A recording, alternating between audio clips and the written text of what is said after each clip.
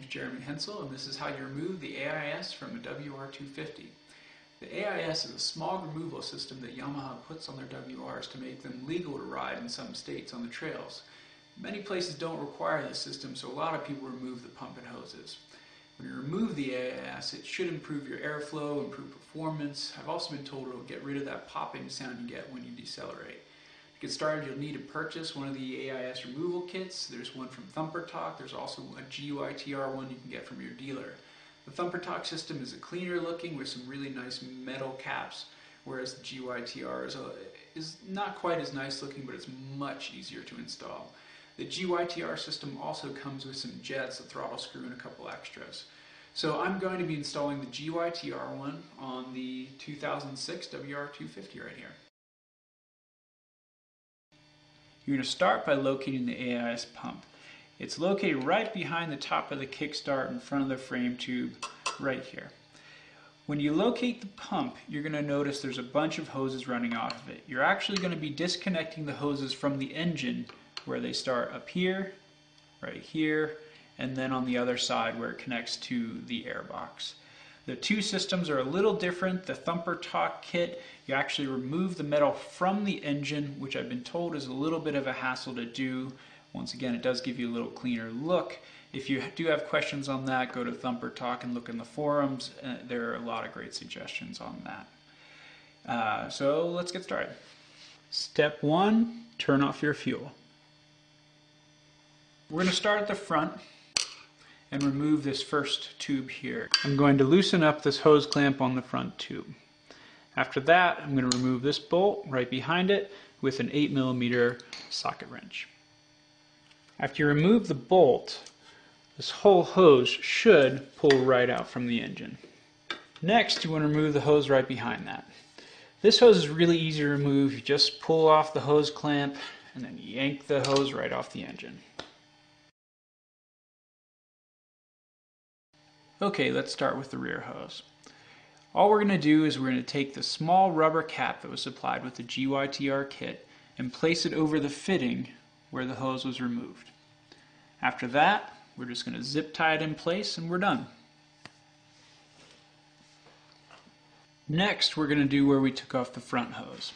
We're going to take the soft metal collar and the hard metal cap. We're going to put the softer metal inside the cap. After that's complete, we're just going to put the cap right on the hose and then secure it with the hose clamp.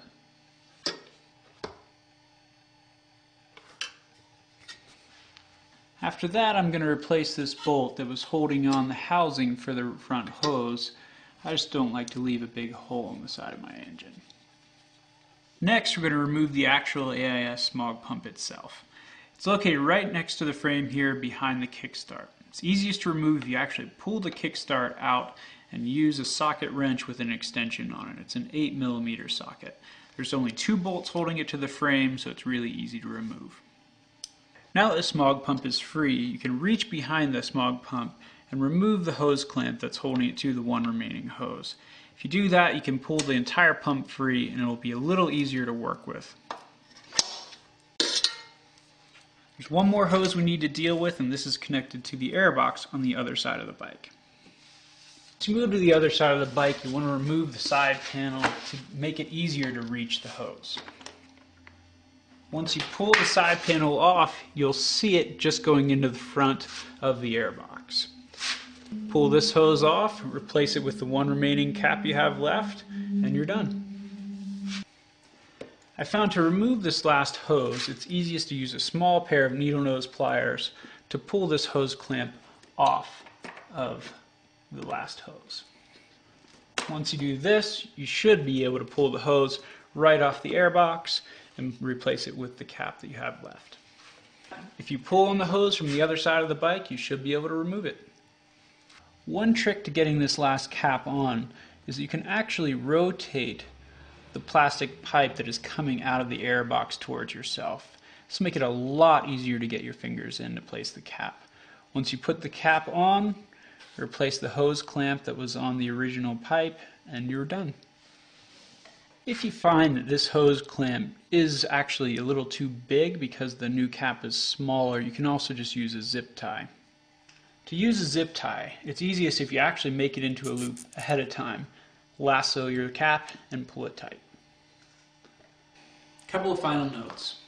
As with any change to your intake, you may need to modify a few things like your jetting and fuel screw to have the bike run properly. Also remember, this is not an instruction manual. Follow the directions that came with your kit. This is just how I removed the AIS from my bike, which doesn't mean I did it right. Any changes you make to your bike can ruin it, so make sure you do a bunch of research first. Thanks for watching. Hope this helped. Have fun.